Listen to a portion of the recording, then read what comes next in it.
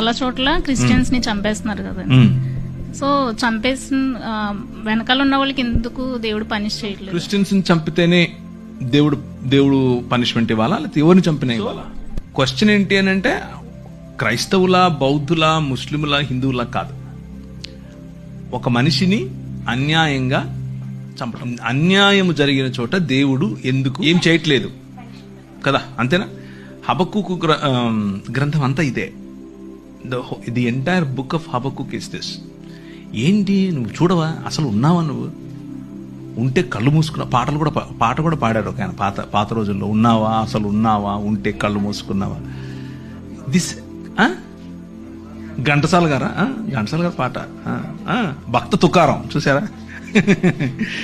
అందరు భక్తులకు ఇదే క్వశ్చన్, మీకొకరికే కాదు, ప్రపంచంలో ఉన్న అన్ని రకాల భక్తులకు ఇదే క్వశ్చన్. అయితే భక్తులు ఏం ఎక్స్పెక్ట్ చేస్తారంటే జరగంగానే ఆయన కత్తెత్తుకొని వచ్చేసి వేసేయాలనుకుంటారు. But God doesn't work like that. ఆయన అలా పనిచేయడు. ఆయన ఏమంటాడు అని అంటే, నా ప్లాన్ ఒకటి ఉంది, నేను చేస్తున్నా. అప్పుడు హబక్కుకు కోపం వచ్చి దాన్ని ఏమంటారు, అలిగితాడు.